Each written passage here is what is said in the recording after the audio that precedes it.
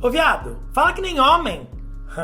Se você é um homem gay, você já deve ter em algum momento da sua vida sofrido com essa história de ter que falar que nem homem.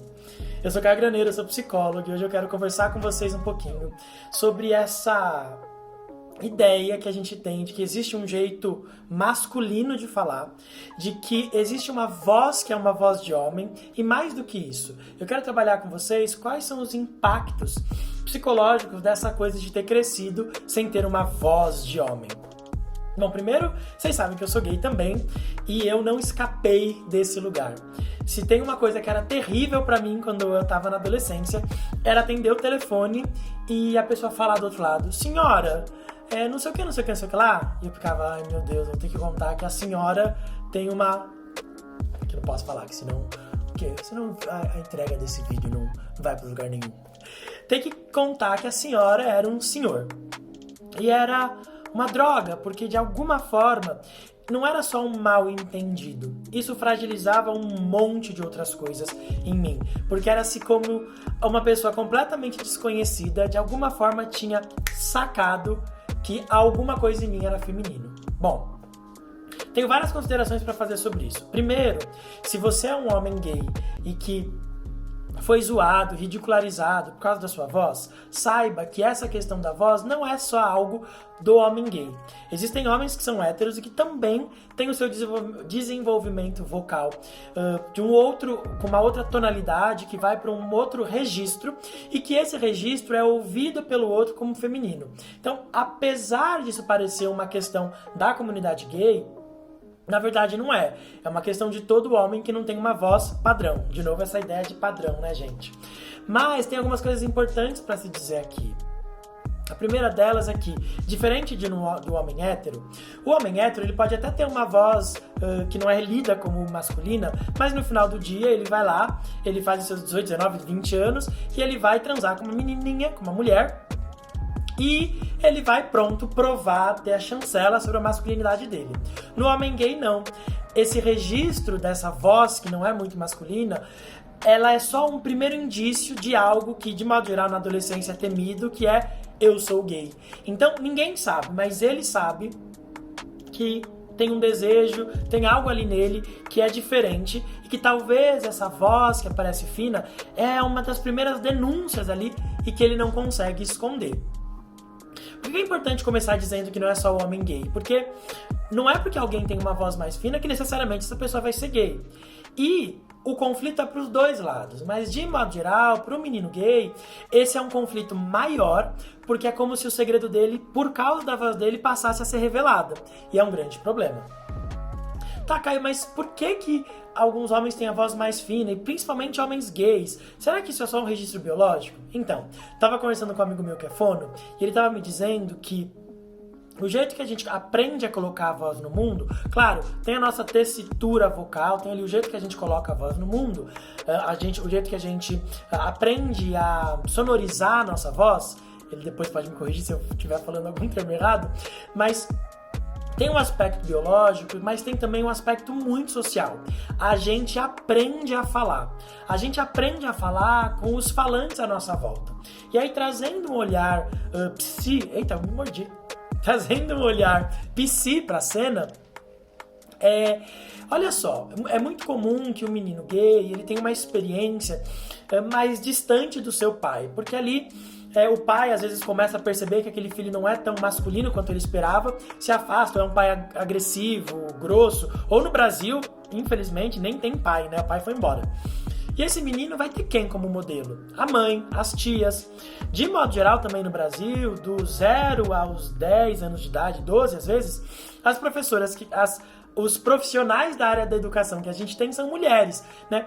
É muito raro ter professores homens de 1ª a 4ª série, por exemplo, ou no prezinho, ou seja, a gente vai tendo essas referências femininas. E o menino hétero, que ali se vincula com o pai, ele quer copiar o pai. O menino gay, que já sofre preconceito dentro da própria casa, ele vai muitas vezes tentar se diferenciar desse pai. O modelo afetivo dele vem pela mãe. E ele pode, inclusive, aprender a construir as suas entonações e o jeito de falar a partir desse espelhamento com a mãe. Eu não tô dizendo que essa causa é única, né? Como eu disse, tem componentes biológicos e tal. Mas o que é importante aqui? Que sim, você não era o único a se sentir mal por causa da sua voz. Sim, é possível aprender a deixar a voz mais grave, mas a minha pergunta é, será que vale a pena? Será que a gente precisa mesmo aprender a engrossar a voz? Ou a colocar a nossa voz no mundo, seja ela como for? Tem muitos meninos gays que, porque foram zoados com a sua voz, passam a falar mais baixo, a não fazer brincadeira, a tentar produzir uma voz que seja menor, à medida que eles mesmos vão se apequenando. Porque não tem jeito, a nossa voz é a nossa expressão no mundo. Quando a gente vai se orgulhando de quem a gente é, a gente também vai se orgulhando da nossa voz. E mais do que isso, sobre aquilo que a gente tem a dizer. Quando a gente é novinho, conta mais como a gente fala do que o que a gente fala, porque somos todos crianças. Mas quando a gente cresce, o nosso verdadeiro valor vem de quais são as ideias que a gente coloca no mundo, como a gente expressa. Não na forma, mas no sentido. Talvez você foi silenciado por causa da sua voz, com vergonha da sua voz. Mas eu quero te incentivar que, independente de qual tom a sua voz soa, se você tem algo a dizer, diga, porque você merece ser ouvido. Você não precisa se apequenar. O timbre da sua voz é menos importante do que as coisas que você tem para dizer. E se alguém se incomodar com o timbre da sua voz, que esse problema seja de quem ouve. Afinal de contas, a gente deveria celebrar a pluralidade. Vou trazer mais um elemento. Esse vídeo vai ficar um pouco mais comprido, mas bora lá. É muito comum ouvir, eu escuto isso no consultório, alguém que diz assim: ai, cara, eu tava conhecendo um cara, e aí ele tinha uma voz muito feminina, isso meio que me broxou. Talvez algumas pessoas não vão ter desejo sexual porque a sua voz é mais fina. Só que isso não é um problema seu. Esse é o problema daquela pessoa que acha que o prazer sexual tem que estar ligado a estereotipias de gênero. Eu só consigo me atrair se o cara tem uma voz máscula. Essa culpa não é sua. E esse problema não é seu. Ah, Caio, mas eu queria agradar todo mundo. Acredite, ninguém agrada todo mundo.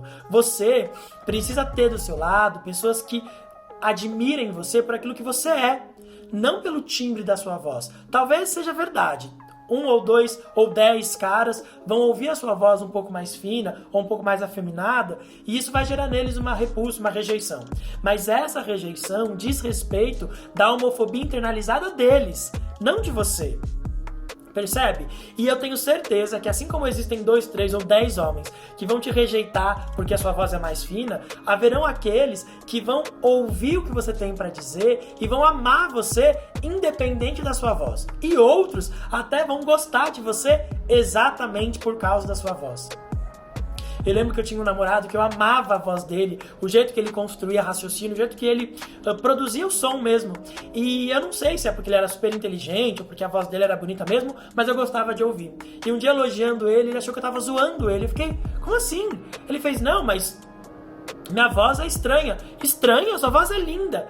Mas ele teve um namorado antes de mim que dizia pra ele, fala direito, fala que nem homem. A mesma voz que pra mim era ouvida como poesia, eu achava lindo, pro outro era sentida e ouvida de um jeito estranho.